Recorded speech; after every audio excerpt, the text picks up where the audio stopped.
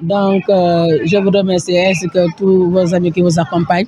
Je remercie aussi les jeunes et les femmes qui nous ont accompagnés depuis ce matin, vraiment dans ce long périple pour quand même soutenir le candidat Amadou Ba, mais derrière le président Abdoulaye Daouda Diallo. Donc, ce qui a motivé cette caravane, c'est seulement la mobilisation de tous pour que nous puissions gagner Dakar. Parce que vous savez que Dakar, pendant 2 élections, nous avons perdu ces élections au profit des patriotes. Donc nous voulons quand même que la tendance soit renversée et que tout le monde soit mobilisé pour que demain nous puissions élire le meilleur président dont le Sénégal a besoin. Non, du tout. Nous sommes des acteurs politiques. Donc la mobilisation ne signifie pas les voix, ne traduit pas généralement les voix qui doivent voter. Donc chacun a sa partition à jouer dans ça. Donc l'opposition fait la sienne, nous aussi nous faisons notre leur. Donc c'est comme ça. Donc et je dis toujours que la mobilisation ne traduit pas les votes. Donc nous nous mobilisons pour sensibiliser, pour quand même rapporter des voix chez nous pour que l'on puisse gagner ces élections. Mais nous avons foi aussi et nous prions aussi pour que la victoire soit nôtre. Parce qu'on travaille pour cela. Et le Sénégal a besoin d'un chef d'État qui connaît l'État, qui le maîtrise et qui sache assurer la continuité. Ce n'est pas seulement le cas du candidat Djei, il y a d'autres qui quittent autre part et rejoignent Amadou Ba. Donc vice-versa. Donc l'essentiel est que les deux côtés fassent ce qu'ils doivent faire sur le terrain et qu'on laisse ce qui reste à Dieu, parce que c'est Dieu qui décide quand même. Ouais. C'est Dieu qui décide. Non, il y a le PDS qui a annoncé qu'il va se rendre auprès du candidat Amadou Ba. Et nous-mêmes qui sommes du pouvoir, nous avons un électorat sûr. Nous avons un électorat fidèle qui est d'abord avec nous. Nous avons besoin de rechercher des voix autre part, mais en ce qui concerne notre électorat, nous l'avons et c'est fidèle. Donc, hormis, comment dirais-je, la sortie de de Mamadou Diawo, la sortie de Boun, la sortie de Aly Ngouille. Donc je pense que c'est un coup, mais c'est un coup qu'on peut gérer. Non, pas le deuxième tour, au premier tour. Au premier tour, oui. Voilà. On a fait aussi Amadou Ba,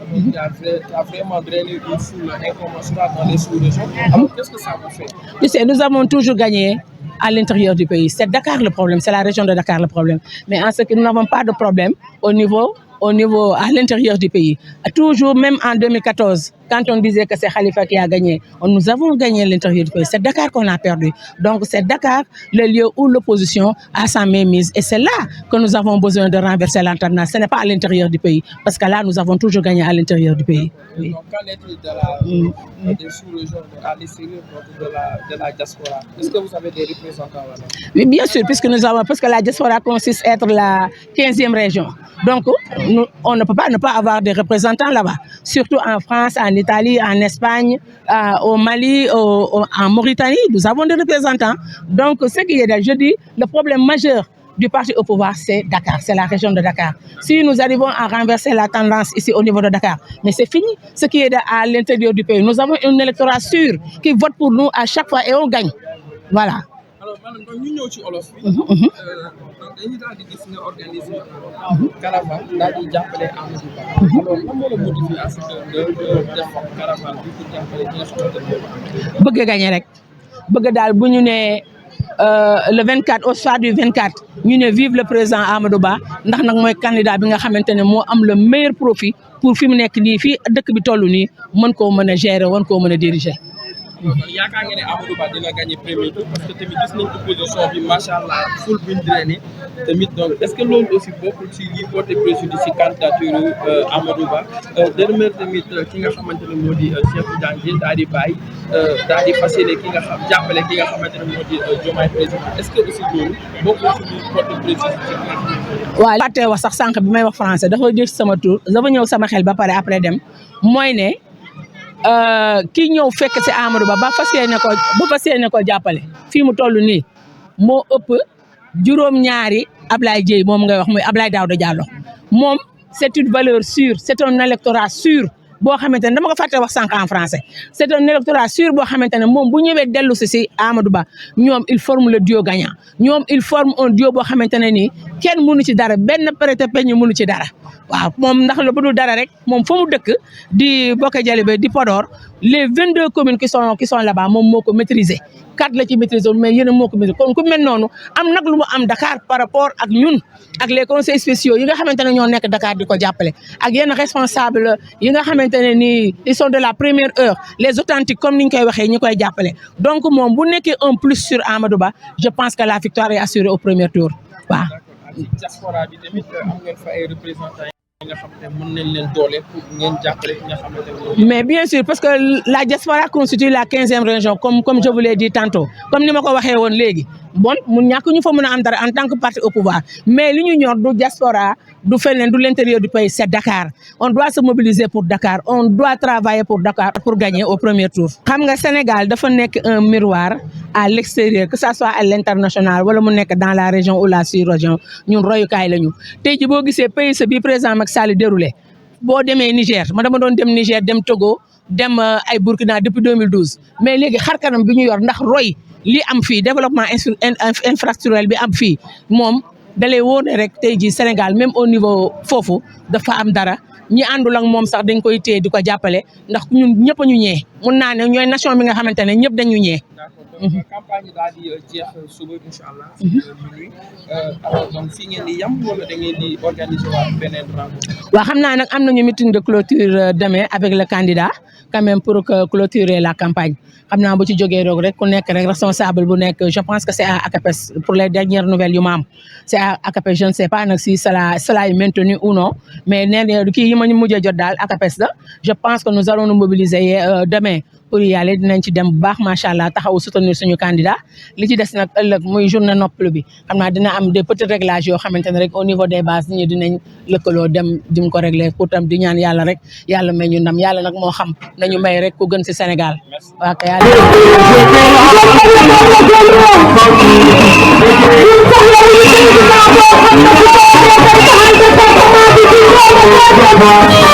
actuellement dañu nekk ci période campagne booba léegi bi campagne bi commencé ba léegi ñu ngi déggante di wax moom sax am na loo waxoon ndax ne moon dafa bëggoon ñu dajale notable yi nekk fii ma ne ko ak koor gi dina xaw a difficile parce que imam buñ jullee ba noppi day nekk ci jàkka ji ainsi de suite c'est un peu difficile l'essentiel daal mooy boo ñëwee daal ñu dugg ci quartier bi daal ñu xool na lañ koy mais c'est une bonne initiative comme ni mu ko defee parce que période bi campagne bi ñëw koor gi il faut ku nekk ak sa stratégie yaay xool ni ngay defee ba alors ba atteindre le maximum de cible moom nag aussi nii mu ko defee c'est une bonne chose parce que bi ñu commencé ba léegi bon je crois que mooy deuxième personne moo fi gisagum donc alors dañ koy accueillir à bras ouverts di ko ñaanal candidat am alors lii ñu dugg ñoom dañ ci ñu dugg ci bismillahir rahmanir rahim mi génn ci ak alhamdulillahi rabbil alamin te yàlla may leen ci ndam lu weesu seen njort. relation moom dafa yàgg moom madame Faye defe naa ne ci ñi comme ni mu ko waxee ci doyen koñ bi lañ bokk man ak moom defe naa ne ba koñ ban fii nekk boobu dara nekku fi ñu ànd di jóg di daanu moom yàlla def moom mu nekk ci politique bi ne ma kaa ñu politique ma ne ko man alors homme de développement la